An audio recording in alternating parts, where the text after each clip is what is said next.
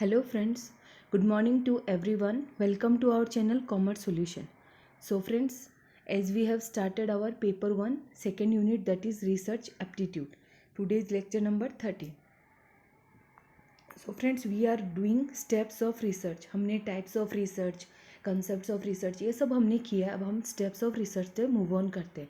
So friends, lecture start करने से पहले please subscribe my channel, like it, share it, ज़्यादा से ज़्यादा इसे शेयर कीजिए because sharing is caring.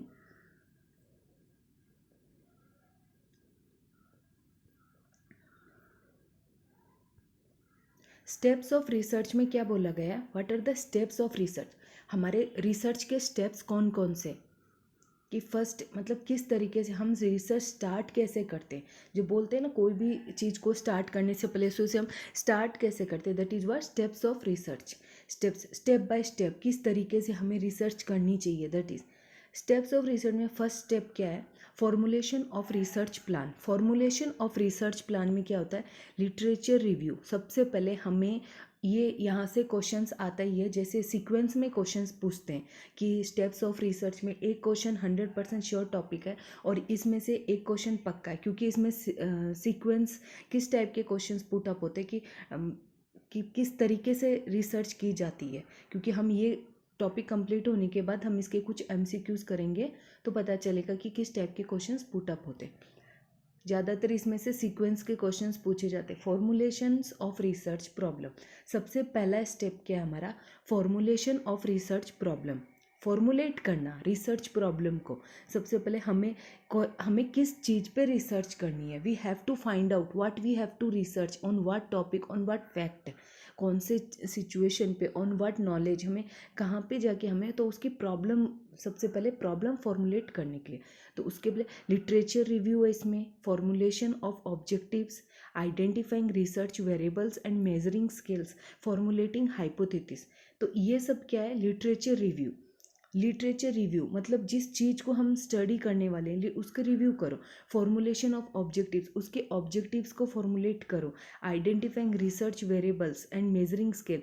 Research variables को आइडेंटिफाई करना कि जो 2 वेरिएबल्स है, इंडिपेंडेंट और डिपेंडेंट वेरिएबल्स, उनको वो जो वेरिएबल्स होते हैं जो उनको आइडेंटिफाई करना कि क्यों चेंजेस आते हैं, और जो मेजरिंग स्केल है किस तरीके से हम उनसे मेजर्स करेंगे, दैट वन. फॉर्मुलेटिंग हाइपोथेसिस, फिर हम अपना फॉर्मुलेट करना, हाइपोथेसिस बनाना. ये सारे होने के बाद हम अपना हाइपोथेसिस बनाते, हम अपनी नॉलेज क्रिएट कर, हाँ ये भी हो सकता है, ये भी हो सकता है, तो दैट इज़ व्हाट हाइपोथेसिस. उसे हाइपोथेसिस बोलते हैं. तो फर्स्ट स्टेप हमारा क्लियर हो चुका है. इसमें हम सबसे ज़्यादा क्या करते हैं?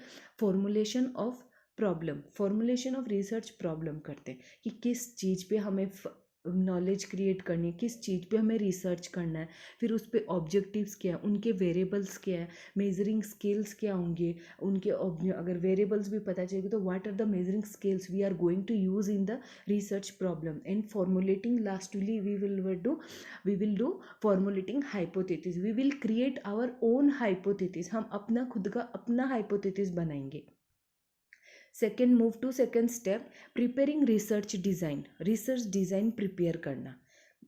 रिसर्च डिज़ाइन सबसे पहले प्रॉब्लम को फॉर्मुलेट करना. Next one is research design. ऐसे निमोनिक बनाइए कि सबसे पहले FP, formulation of problem. Next one is what? Preparing research design. Problem structure, problem जो स्ट्रक्चर है उसको देखना. स्टडी डिज़ाइन, एक्सपेरिमेंटल स्टडी, किस तरीके की स्टडी डिज़ाइन है तो वो स्टडी डिज़ाइन देखना. एक्सपेरिमेंटल स्टडी है, नॉन एक्सपेरिमेंटल स्टडी, ये सारी चीज़ें हम रिसर्च डिज़ाइन में देखते हैं. तो सेकेंड स्टेप में क्या आएगा?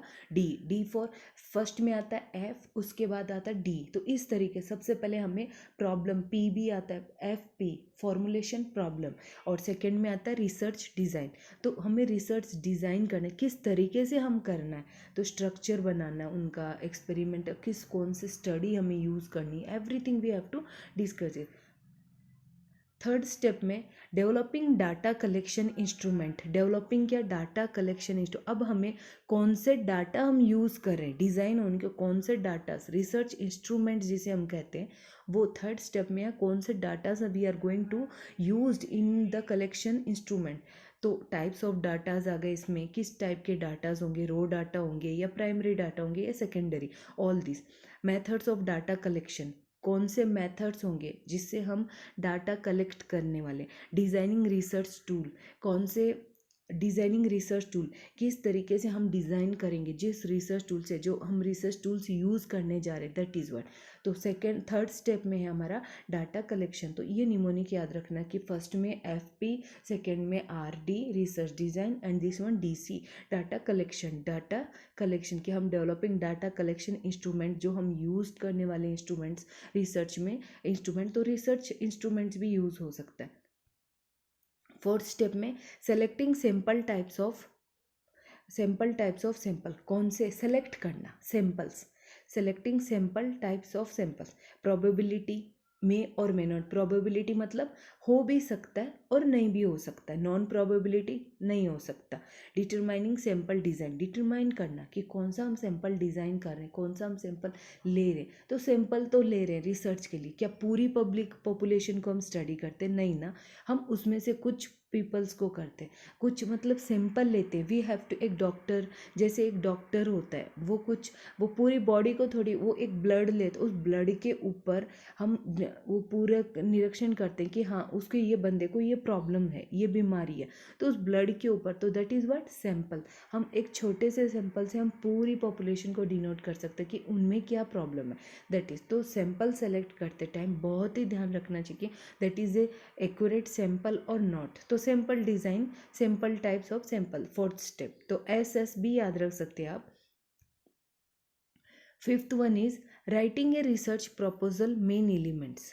अब फिफ्थ में क्या गया, जब वो सारे हो गए, अब हमने ये क्या कि रिसर्च प्रपोजल लिखना कि एक मेन एलिमेंट्स उसमें क्या क्या है, रिसर्च प्रपोजल में क्यों नीड है, व्हाट आर द बेनिफिट्स, क्या उसके टाइप्स ऑफ डाटास क्या क्या है, justification for funds and other resources कि वो फंड के लिए सही है या नहीं, हमारे पास फंड है या नहीं उतना, एंड अदर रिसोर्सेज। तो ये सब क्या है, वो need, benefit, types of data, all these और वर्ड क्या, रिसर्च प्रपोजल। इससे रिसर्च प्रपोज, हमें प्रपोजल रिसर्च बनाना पड़ता है, जो पेपर हमें लिखना पड़ता है कि हमने क्या क्या यूज़ किया, उसकी क्या नीड्स थे, बेनिफिट्स थे, और उसमें किस टाइप के हमने डाटाज यूज़ किए, all we have to mention in the research proposal.